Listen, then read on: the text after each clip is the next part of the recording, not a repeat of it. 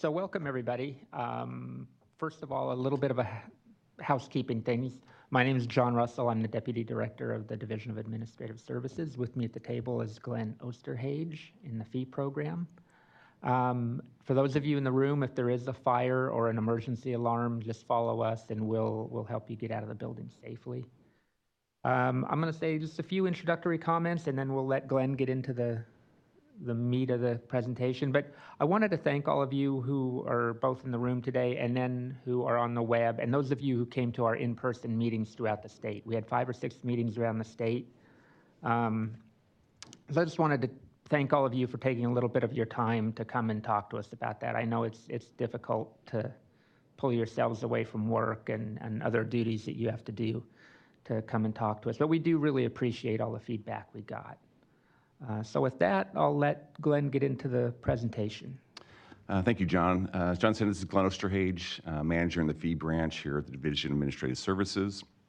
For those on the web, we do have an email address. If you have any questions, feel free to go ahead and email us. We have an analyst manning the email box and can raise the question for you.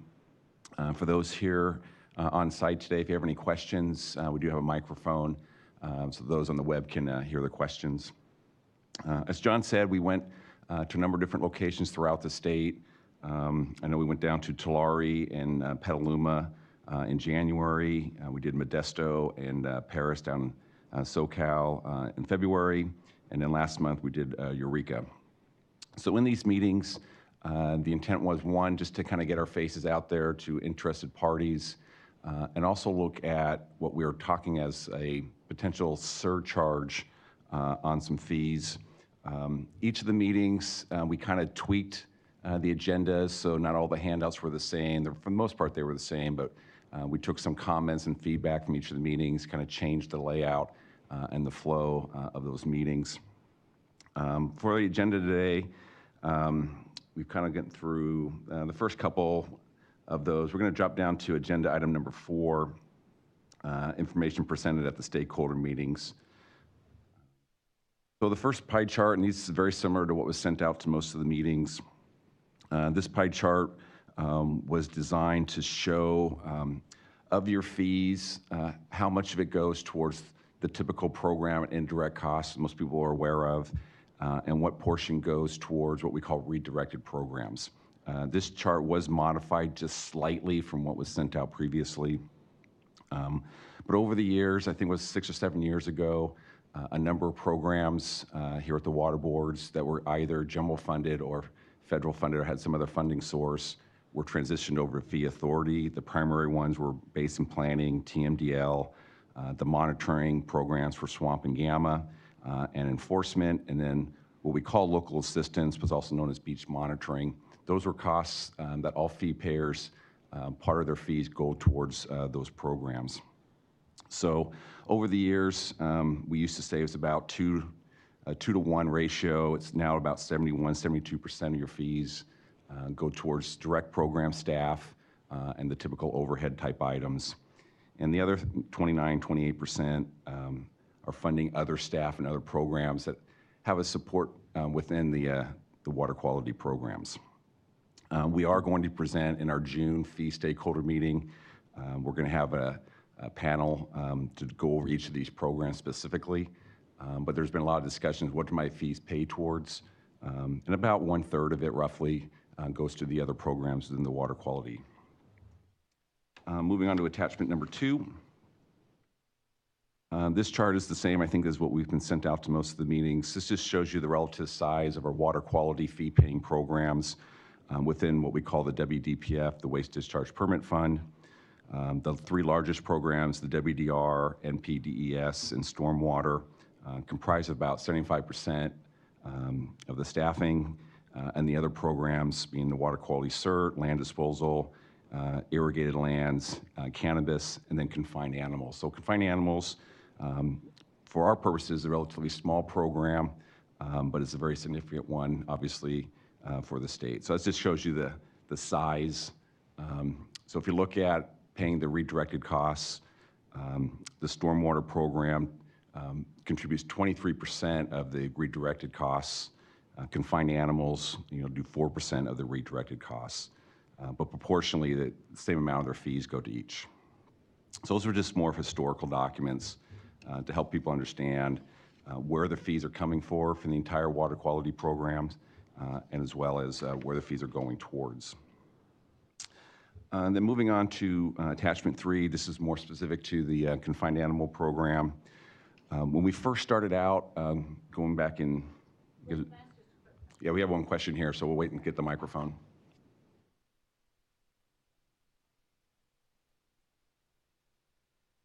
Just for clarity, when you talk about the redirected program funding sources, those are the 71% of the direct and indirect, not the enforcement, monitoring, basin planning. Is that correct? No, it's the opposite. So the redirected programs are the other programs. So it's the basin planning, monitoring, enforcement, and beach monitoring. Okay. Or what we redirect those costs into the fee-paying programs. Okay, thank you.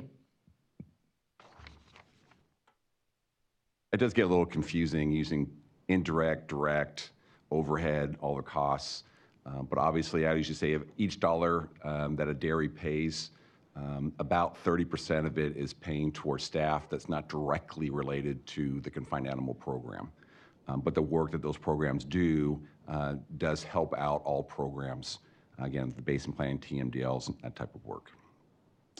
So going back to attachment 3, when we first started going out to the regional meetings, we had a concept that we were looking at related to a surcharge on dairy operations for their support stock.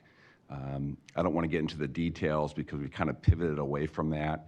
But one of them was if a facility has a rather large number of support stock above and beyond a defined industry standard, the concept was we would charge a per head amount for each of that additional amount. The original documents we sent out was looking at about, for mature heifers, about 1/3 of your milking cows would be considered covered under the fee, but anything above that 1/3 amount, we would look to do a surcharge. We also had some language in our fee schedule, which we have circled here on attachment 3 under the feedlots, where in the parentheses it says not at a dairy. So we had 2 different ways we were looking at making some adjustments to our fee schedule. We do plan right now to go forward with proposing to our board to remove the not at a dairy language. And this kind of goes into, if we move over to attachment 4, and this kind of leads into why we were looking at a different concept for some potential or viewed inequities within the program. So example number 1 on here is the primary one that came to our attention, is that if you are a facility that has 0 to 50 milking cows, you're paying a fee of $528. That's prior to the CDQAP discount. If you are a facility if you're permitted with 50 milking cows, you're going to pay the $528. Our fee schedule has, if you're 0 to 49 milking cows, you do not pay an annual fee. But we've heard some instances of facilities that are regulated by the regional board as a dairy, but have 1 or 2 milking cows, but may have, in this example, 250 bred heifers. So the inequity was they're not paying an annual fee, even though they may have 250 animals on their site, versus the facility that has 50 milking cows is paying just over $500. Moving up to example 2, this is just a little higher fee paying, but if you're a facility that has 600 milking cows and 2,000 bred heifers, you're paying just over $2,000 per year. But a facility with 700 milking cows, but off sources all the replacement herd, you're paying $4,000, just over that. So you're paying twice the amount, even though you have about 1/3 of the animals on site. So this is just a couple of examples. What we're looking at, is it fair for some facilities not to pay a fee, even though they have a whole bunch of animals on their facility?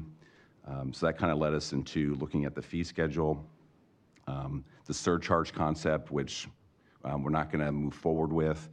But as far as the language back on attachment 3,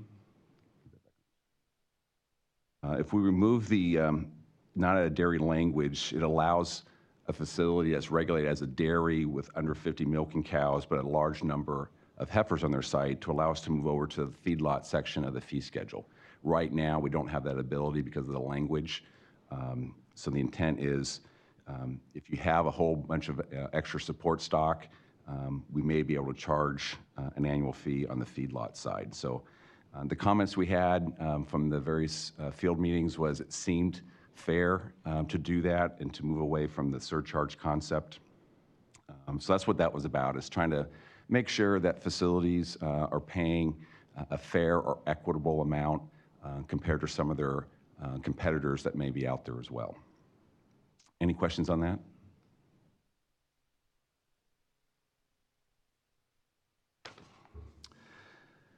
Now we're going to move on to attachment 5. I think we started sending this out probably in the latter meetings. I know it wasn't presented down in Tulare or Petaluma, but these are just some charts that just kind of shows the relationship of confined animal fees to other WDR, waste discharge type programs. I'm not going to go into the details here because it's just a lot of numbers on some charts, but 5A just kind of shows that confined animals relative to other facility types pay a smaller fee. Now, these are not apples to apple type comparisons. I think everyone understands a land disposal facility is a lot larger, has a lot bigger threat components. That's why they do pay higher fees. But it shows a relationship to different types of WDR type permits. 5B, the middle chart, is looking at how many staff are allocated to each of those programs, the number of facilities that are currently permitted. So we have a footnote on confined animals where the example is in our Central Valley, we call our Region 5. In the last year or so, they've adopted a couple of permits, and they're in the process of enrolling some bovine orders and some poultry facilities. So these numbers do not yet reflect any of those types of enrollments. But this just shows, again, relative for confined animals to some other programs, the allocated staff has a lot more sites to regulate in that program. Again, it's apples and oranges sometimes comparison. It's just put out there for illustrative purposes. And then 5C and 5D just show the number of permits for the confined animals. 5C shows basically, right now it's a dairy-driven program. We've always said the majority of the fees come from the dairy operations, but the regional boards are working on other types of orders. Like I just mentioned, our Central Valley recently adopted a couple. So we'll start seeing some of the other category numbers increase over the years as they start enrolling more facilities. And then 5D just shows you the current spread throughout the state in our region. So obviously our Central Valley, the 5F and 5S areas have the majority of the regulated permits, but the other regions, again, are growing and are adopting new orders or waivers, and we'll start enrolling more facilities as well. So that's just some numbers to show out there. Moving on to attachment 6. This data was presented last month at our general fee stakeholder meeting. It was based off the January proposed budget. As I mentioned earlier, June 11th, we're going to have our next general fee stakeholder meeting. That's going to be based off the May revised budget. But this data was presented, and this shows all programs or fee-paying programs within the WDPF. This shows a history of when we've raised fees and how much fees we've been projected to need over the year. So looking at confined animals, which we call CAF, the CAF program, going back to 16, 17, if you have a colored printout, it's the green columns. Back then, when we didn't need any type of fee increase, we move over to 17, 18. At that point, we needed about a 10% fee increase. We had a reserve that was healthy enough that we allowed our board to defer any type of fee increase that year, and it kind of pushed it off to the next year. Moving on to fiscal year 18, 19, you can see we needed just over a 12% fee increase. This was last year. Again, we had enough of a reserve. Our board went with about a 50% of the requirement to raise fees, deferred the balance of that off to this year or further. So that gets us into our current projection for the next fiscal year cycle. First column, the prior year, so about 6% was deferred from last year to this year. Current projections show that we need above and beyond that about a 5% increase. So the confined animal program, again, this is some early numbers, needed about 11% increase. We don't yet have any projections on our fund reserve for this year, and obviously we're waiting to get the May revised and adopted budget in place to make our final recommendations. So this just kind of shows the history of where we've been for our programs, the types of fee increases we've needed, any decisions to defer those based off of reserves, and where we're currently projected out. But this data will be updated in our June meeting as well. Then,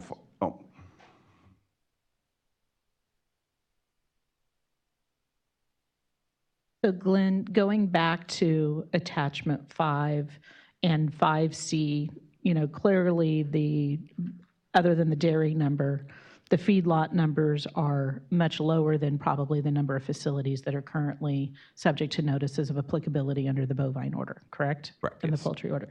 So in knowing that those numbers and that the number of invoiced facilities would increase quite a bit in the 2019-2020 year, does your projected increase of 11% take into account that increased number of facilities?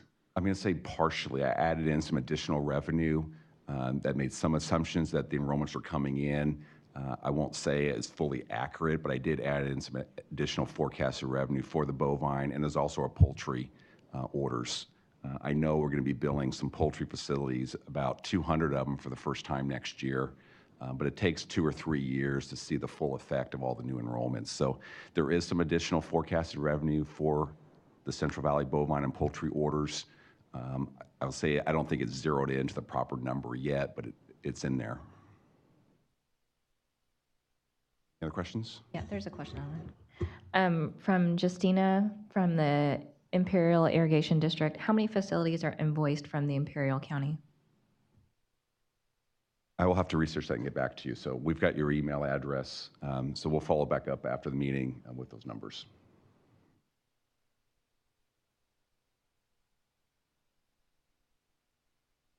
So again, going on to attachment 5, on the 5 seasons, we were talking about that. Next year, if we supply this type of data again, you should see higher numbers in the non-dairy categories as you start seeing these other enrollments start to be invoiced. So these reflect what we actually invoiced.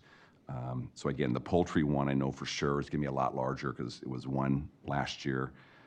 And then as the bovine orders come into our billing cycle, you'll see seeing those numbers increase as well. And then moving on to attachment 7, this was another document from our meeting last month, our general fee stakeholder meeting. We call this our budget cost drivers. We're showing this now because a lot of people who may be on the web may not have participated in any of our general fee stakeholder meetings where this document is presented regularly. But looking at confined animals line, it kind of shows you where we were from last year with our budgeted allocations for confined animals is $5.1 million. We show any types of BCP, which is budget change proposal, that impact each of the programs.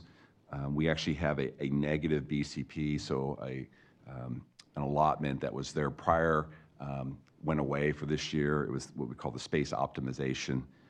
So that one goes away. So confined animals actually has a reduction related to some authorizations for that. But it's offset by what we call our program and staff cost adjustments that fluctuate year to year. So overall, for confined animals, we went from a $5.1 million program to a currently projected $5.5 million program. Forecasted revenue, like I mentioned before, we take the existing facilities that we have in our database, we add in if we anticipate enrollments or applications.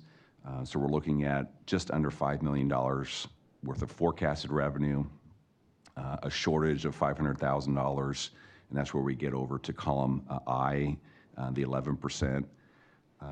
Column J is grayed out because we don't have financial data currently to project our fund reserve. Once we do, historically, we've targeted for this fund about a 5% reserve. Last year, we moved it down to 4%. Intent right now is we'll probably keep it around there as well. So that column, if we have the data, we can factor that in. Right now, we don't have it, so we just have it zeroed out. For the first time, if you look at the very right, column N and O, they're future budget years. This is kind of a placeholder, so once we get to a point where we may have a required fee increase, but we're going to defer, we'll be able to show how that deferral will impact future years.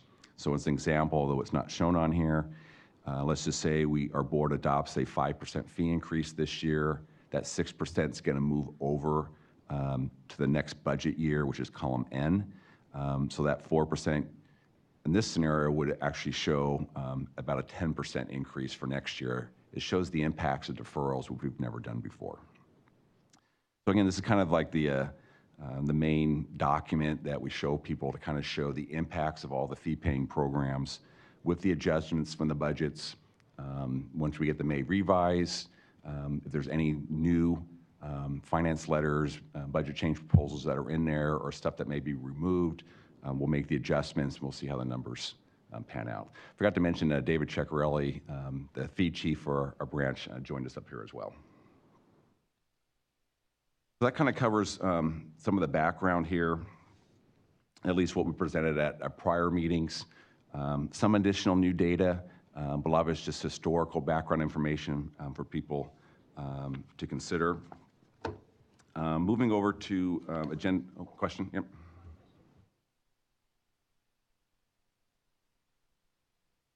Just a clarifying question. You indicated that, like for the CAF program, the 41,000 BCP change is because of no need for space optimization. But yet I see in footnote 2, it suggests that space optimization is included in the increase for staff cost and program. Yeah, it's probably take that one out. That footnote was from last year. The space optimization actually is going on right now. We just pre-funded it from last year. So it's going to take a few years for this building. They're basically reducing the cubicle sizes to get more people in this facility. So that footnote was a carryover from last year that should have been struck out. And just one clarification on that space optimization BCP. I believe it was about $7 million that was in our budget for 18-19. With that said, it was spread out to multiple funds at the Water Board. And so, of course, the CAP program is in the Waste Discharge Permit Fund, so that fund took a portion of it. The Water Rights Fund took a portion of it. One of the biggest portions was the Underground Cleanup Fund, which took a big portion. So, and as Glenn mentioned, that when we built it in, we spread it out to all programs, so everyone was prorated and took a share of those costs.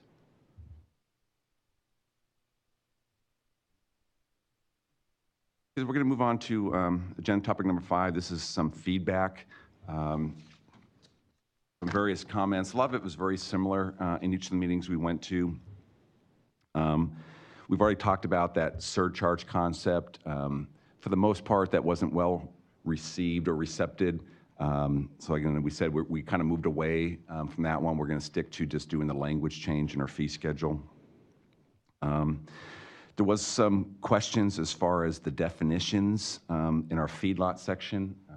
Okay, we have it there. I got to get my copy here in front of me. Whoops.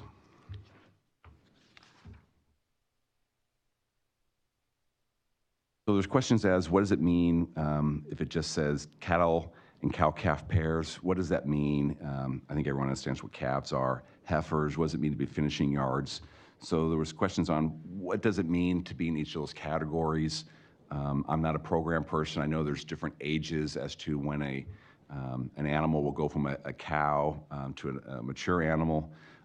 So we'll be working with our program staff to better define these. We may tweak that part of the schedule a little bit. But since we were, in my terminology, dairy-centric, we haven't spent a lot of our focus on the feedlot side of our fee schedule. But now that operations are going to start paying off to the feedlot section, There's questions as to what does it mean, which one am I going to go into? If I have animals that are in both categories, what does it mean? That type of thing. So we'll work on clarifying some of that as we go.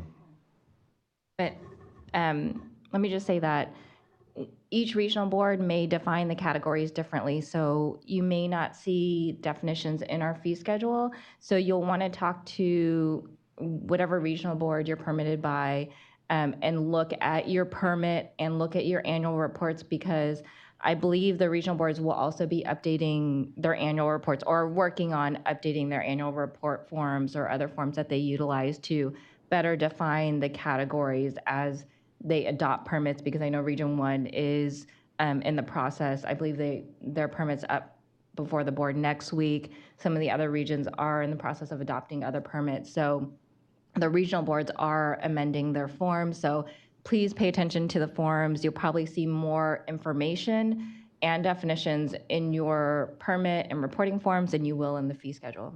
Thanks, Sarah. So yeah, you may not actually see it in our fee schedule, but in some supporting documentation, you may get better clarification as to what those categories mean. From Justina again, what role, if any, do you anticipate from drainage system operators that may receive discharge from confined animal facilities as it relates to these changes? That one, unless John wants to step in, we'll have to take that offline with our program staff. So we'll follow up with the program in your region to answer that question for you. Unfortunately, our confined animal program, we don't have a state board program staff that we could have on site. It's all driven by the regional water board. So as Sarah said earlier, there's a lot of the regional boards. We'll work with them on those types of program-related type inquiries to make sure we get the information back to you.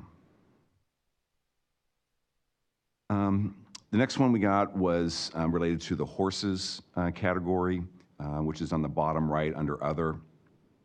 Right now, it has a zero fee of 0 to 74. There was some concern there that a lot of the horse facilities are under 50 horses, so they won't be paying fees. Part of this is just the way this fee schedule was created over the years. And again, I don't have the numbers of how many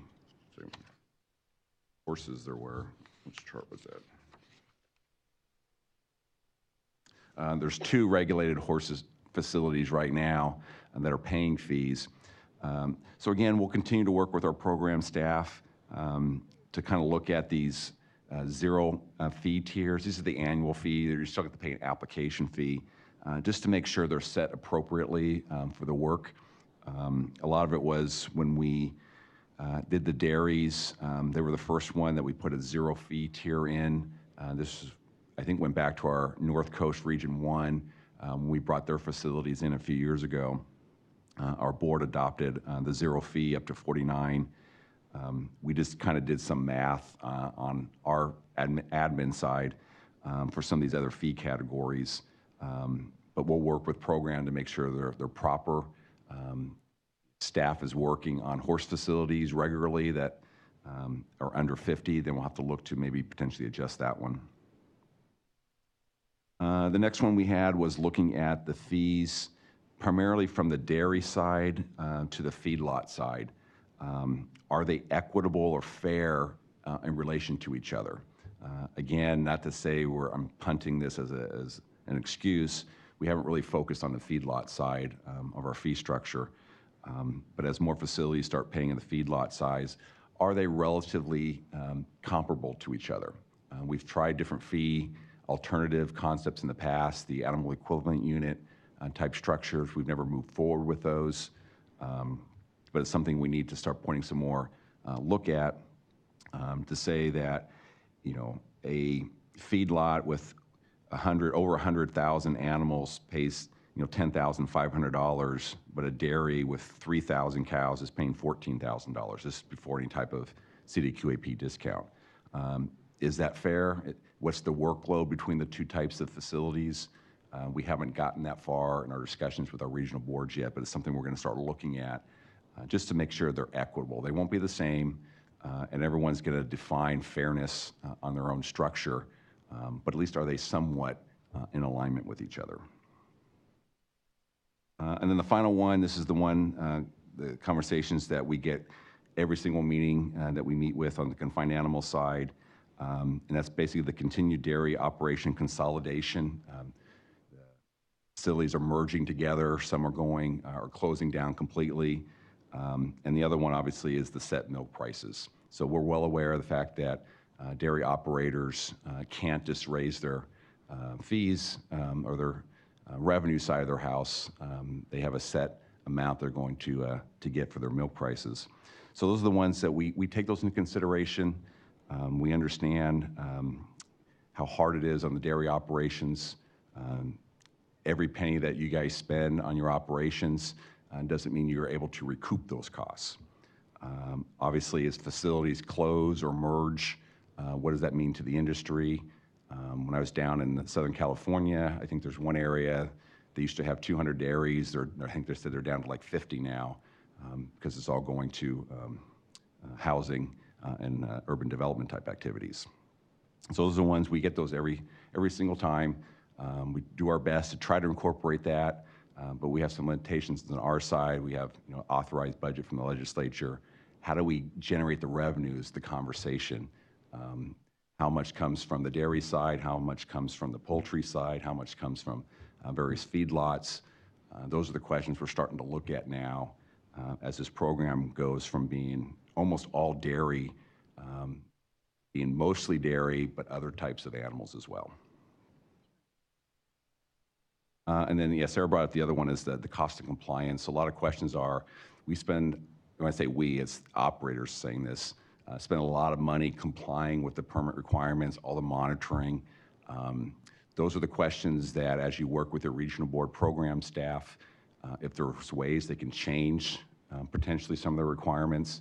I don't know if it's applicable to dairies or confined animals, but instead of monitoring every month, if you're allowed to monitor twice a year, you're gonna have a savings there. That's just an example. I'm not saying it's what's gonna happen. Obviously, there's a lot of investment on how you handle the waste at facilities. That's considered the program that's separate from the fees. So we do realize that there's a huge investment on cost of compliance for confined animal operations. I know there's some facilities spend hundreds of thousands of dollars on some I've heard. It's quite expensive to make sure that you're operating efficiently. And what do you get from that as far as the regulatory requirements for those permits? So we get a lot of those types of questions, but those are more better served by directing to your regional board program staff. And then the final thing I was going to talk about, and we've mentioned it before, was the non-dairy enrollments. We mentioned before the Central Valley, and we know some other regions. I use Central Valley as the example, but we have our other regions are working as well. We've recently adopted permits, orders, or waivers. And it does take time before you see the full revenue impact of those. It can take a year, year and a half, 2 years to get everyone enrolled into the program. And then they get onto our fee cycle. It takes a year, year and a half to kind of fully get into our billing process. And then anytime we make changes to our fee schedule, if we're just talking raising fees, it's not an issue, but if we change the methodology, if we were to go towards a surcharge or an animal equivalent unit or some other way of generating revenue, it takes a little while to flesh out and see the full benefit of any types of change. So hopefully with these new enrollments, again, my example was in our Region 5, in a year or two, you're going to start seeing all these additional facilities. I know there's a lot of work being done in the other regions as well. It just takes a while to get everyone enrolled into the program. So David, anything you wanted to add? Just as you mentioned, I want to thank everyone that attended all the meetings throughout the state and provided the feedback, and we had the conversations. It's very helpful, and as Glenn mentioned, this is a maturing program, and many of our fees, they hadn't been adjusted in several years, and of course, costs continue to go up, and we're aware of some of the issues that the dairy operators are facing. So, we're here to continue this conversation. We want to hear from you, and I think, again, these meetings were very helpful because, again, it allows us to hear the issues, allows us to, make adjustments with the feedback that you guys provide us, and then also gives us the information to help, brief our board members and let them hear the issues that you guys are facing, and at the same time allows us to help, generate a fee schedule, adopt a fee schedule that's equitable to everybody, and then it helps, support our program cost. And the final thing before we open it up to our large audience today is our upcoming stakeholder activity. So this wraps up our confined animal centric outreach. We'll continue to have meetings in the future. We don't have anything currently set just for this program. June 11th, we do have our general fee stakeholder meeting. We went over a couple of the documents that we normally present at that meeting. Again, that's the one where, based off the May revised budget, we'll be able to tweak our numbers and kind of see what our forecast is for next year. August 5th will be our third and final general fee stakeholder meeting. We generally have that after the adopted budget. It's our final way of kind of showing this is what we think we're going to be going to our board for the fee percentage changes. And then in September, the second board meeting in September, which this year is, do you have that? We don't have the date, but the second board meeting in September is when we'll go to the board to adopt the fees. In the June meeting, we've already talked about what we anticipate as far as language changes for confined animals, the striking out the not out of the dairy. Our other programs, we're going to have some more information as far as changes to fees for those programs. And like I said, we're working with our program staff on the redirected programs to have them provide more information as to how those programs relate to the fee payers. Again, that's the basin planning, TMDL, enforcement, beach monitoring. So we'll have better documentation as to what those programs do, how your permitting requirements use that type of information for that. So we'll have more information on those in June as well.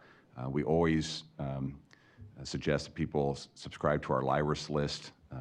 If you're getting our direct emails right now, you're fine. If you were passed on this type of information, you want to get the regular updates from us, make sure you sign up for our LIRIS list so you see all these as we come. John or Dave, anything else you want to add? None there? Any final questions? You made your 10 o'clock goal. So we thank everyone. Again, this is just a readout. Oh, John was going to say something. Oh, I just wanted to say again that if, this isn't the end of the process, it's the end of our focus stakeholder meetings. But as we do this early in the year, so as we go through the other meetings, that if you think about this and say, I really don't like this, what you're proposing, or I do like it, or I have an alternative, we're always open to hear that. So if you have any comments or questions or anything, feel free to send us a question to our general email box or any of us individually, or give us a telephone call. We're always happy to talk to anybody at any time. Yeah, so as John said, this is it's an ongoing process. We're done with this phase of the outreach, but we're not stopping our communication with the fee-paying programs or the operators.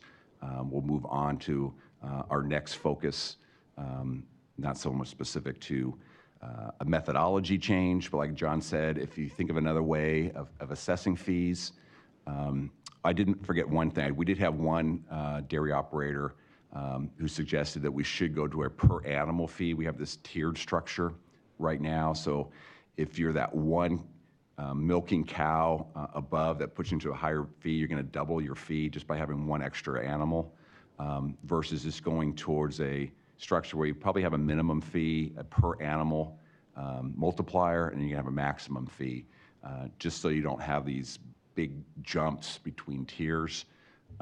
So it's just one suggestion that we may kind of float back out there.